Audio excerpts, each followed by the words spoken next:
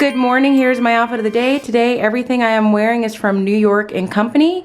These slacks are from New York & Company. This top that has kind of a little design there, I don't know if you can tell, and then this jacket. I've had all of this for several years. I am wearing some pretty high shoes today because I will be sitting down for most of the day, but these are from Macy's, and then I'm just wearing this two-toned watch. So I will talk to you guys in a little bit.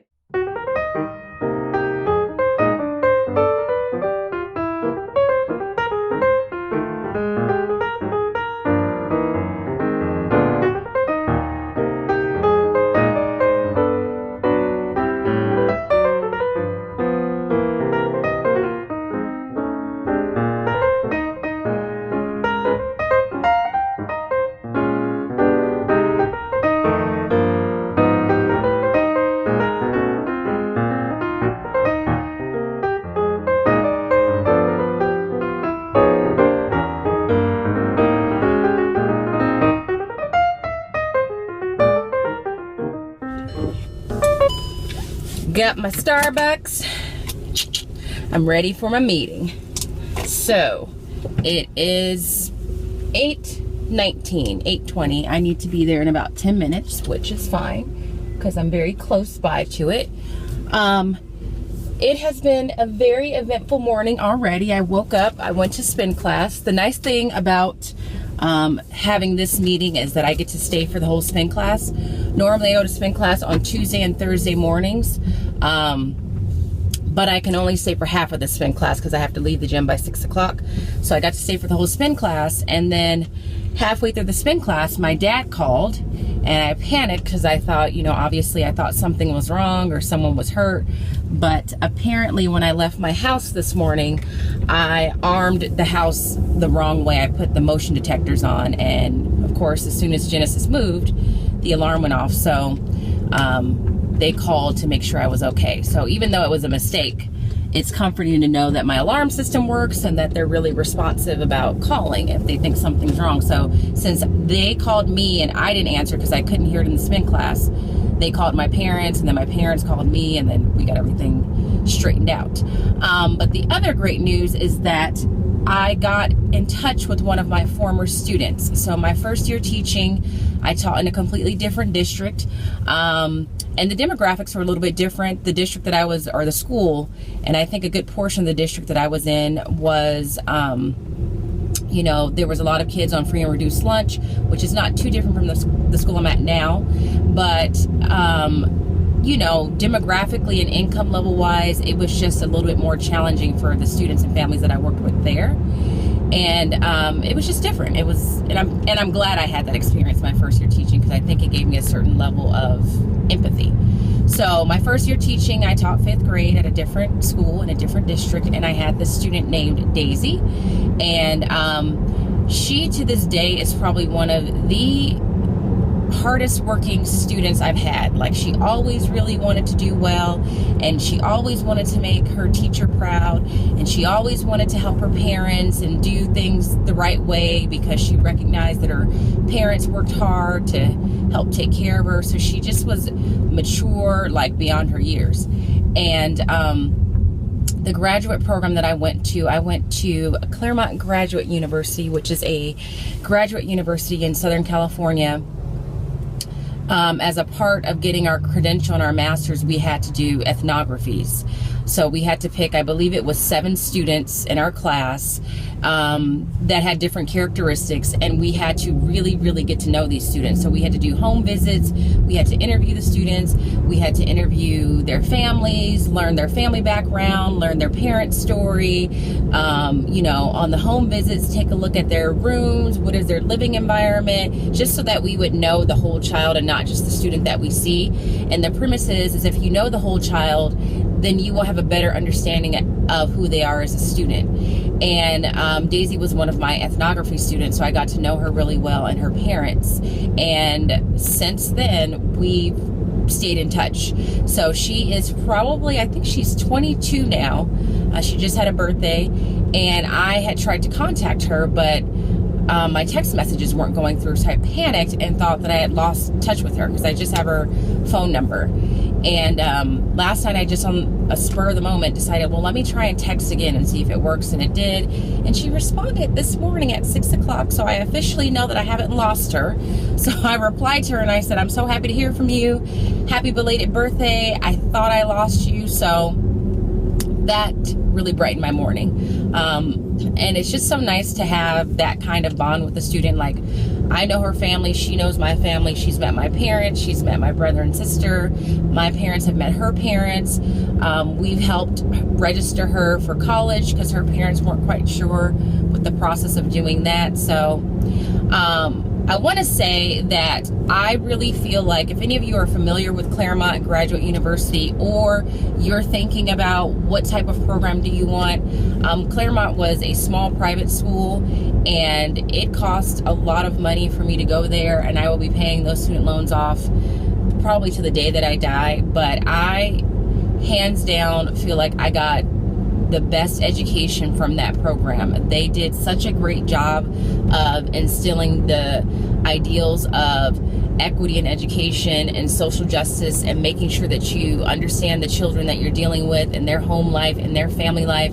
and recognize that those things influence who you are dealing with in your classroom. And so even though I have all these loans to pay, I wouldn't, if somebody asked me would I do it all over again, I absolutely would. I absolutely positively would, because I got so much out of that program, and it was just nice to be in a program with a lot of like-minded people. All of us that went there knew what the platform of that school was, and we were probably there for that reason. So if you went to Claremont Graduate University, shout out to you. I saw a comment very briefly this morning. Someone said they went there, but if you're in the Southern California area and you're looking for a quality program to get your credential and or your master's or your PhD, I highly recommend it. The professors, the instructors were great. It was just a great experience all around. So I am now at the district office. I'm getting ready to start this meeting. I don't know how long today's vlog is going to be, because I will be in this meeting, and then afterwards I'm going to be getting some work done that I need to get done. So if it's short, sorry. If not, I'll talk to you later. Is there a parking situation? I think he's leaving right there. Okay. So Whip around. Okay. go around, you'll miss it. Like, do a 25-point turn. You got it.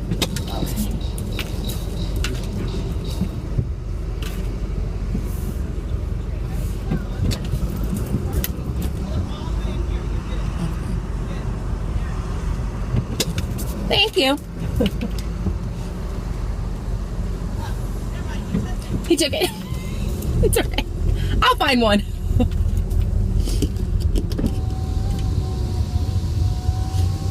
It's parking drama at the district office. The solar panels are being installed here too.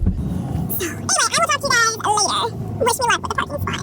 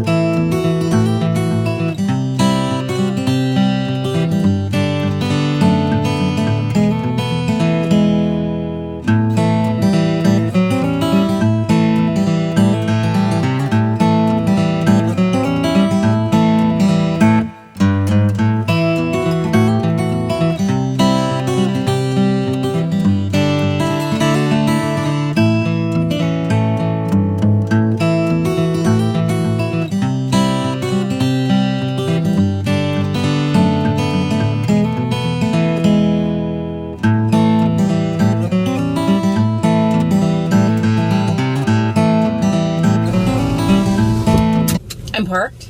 I don't know if it's legal, but I'm parked. I'll see you guys later. Hello, it is probably about 10 minutes to 4, and I am at home trying to take a little relaxation break by the Christmas tree, which is in the background. although it's stressful being out of the classroom for things like the LCAP meetings, what's nice about it sometimes is that those meetings help to ensure that I get home at a reasonable hour, or really an early hour, at least every once in a while. So I was able to come home a little bit earlier today. And with the time that I've had, I've been looking over chapter 7 in Go Math. That will be the chapter that we will be working on after winter break. And chapter 7 is on multiplying fractions. So I'm trying to plan out what videos to record for that chapter so that maybe I can get some of them recorded before break, maybe even all of them before we go on break, so that when I go on break, again, I don't have to worry about any of that. So nothing really eventful has happened. I had the meeting today, and then I've just been kind of on my own working. But the meeting was really good. I mean, it's an LCAP meeting, so it wasn't like the most exciting thing in the world in terms of like the teaching day, but it was so nice because it came at the right time. Like, we did all the aggregating of data that we need to do in these meetings to kind of help the district out. But then sometimes at these meetings we have like just conversations, and what's nice about the conversations is that obviously they involve education, and they're about the education of the kids in my particular district, but it's a mixture of people. So there's teachers in the room, there's aides in the room, there's administrators in the room, the person that leads it is one of our superintendents, and then there's parents. And so today we went over comments and responses that were gathered from our student surveys and our parent surveys. So we survey all the students in grades, well, let me rephrase that. We offer all students in grades 3 through 8 to take a survey. Our district only goes up to 8th grade.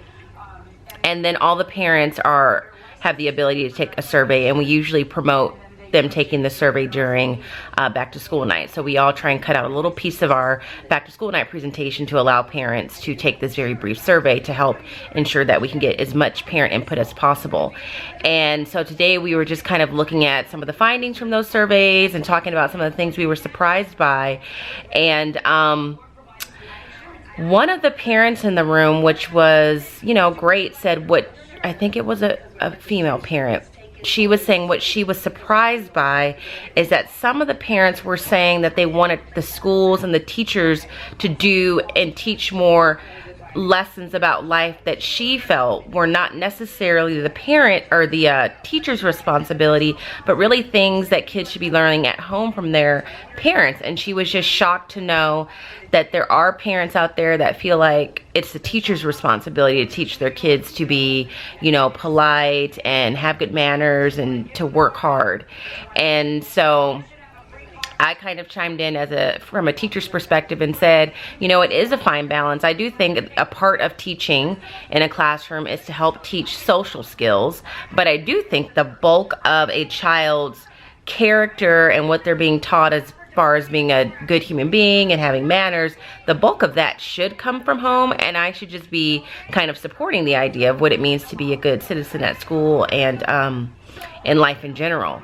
And so it was just refreshing to know that there are parents out there that think that realize, because that conversation rolled into other parents saying, you know, these teachers have a lot on their plate. I could never do what they do. They're there to teach my child, and I need to make sure that I'm supporting them. It should be a team effort. I need to be supporting the teacher. And, you know, there's so many parents out there that are losing sight of that. And so it was just refreshing after this past week, and with the couple of parent meetings that I've had, and a couple of the parent meetings I've had throughout the school year, it was just refreshing to be in a room with parents who really like sympathized with teachers and understood the task at hand and understood that we can't do everything. We can't do it all. I can't be responsible for teaching your child just all the academics of 5th grade plus be expected to teach them just to be decent human beings. Yes, that is a part of what I'm doing, but I can't be solely responsible for that. Enough for it to show up on a survey for you to feel like we should be doing a better job. So it was just so refreshing. I felt like it came at the right time because I have been a little frustrated this past week with having to explain, you know, myself and justifying the rules of my classroom and of the school and, you know, my consequences and my classroom procedures, and trying to get parents to understand I'm not, you know, I'm not trying to purposely hurt your child or call out them, but I am trying to hold them accountable. So it's so nice to be able to have that conversation and just to know that there are tons of parents out there that really do support us, because sometimes as a teacher, I don't always feel supported or understood by some of the parents that I'm working with, and that is frustrating, especially when you feel like you're giving your job your all. Like, I feel like I am pouring my heart and soul into what I do in the classroom, and I am exhausted. Like, at this point, I am not just physically exhausted, but I really am mentally exhausted. So we ended the meeting, and then as I was walking out, and walking to my car, one of the parents said, again, thank you so much for what you do.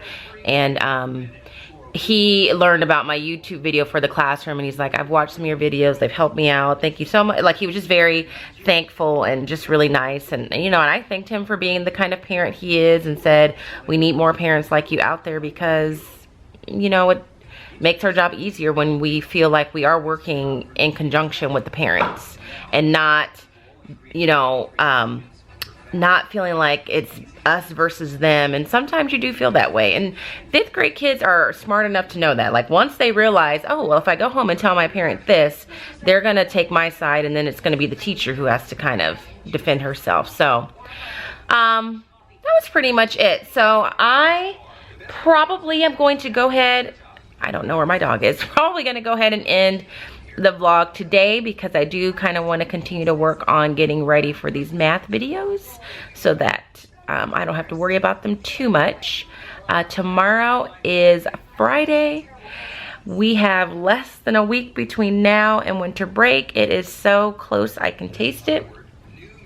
I hope that you guys have had a great day, whatever day this happens to be that you're watching it. It is Thursday, December the 15th for me, but who knows when you're watching this.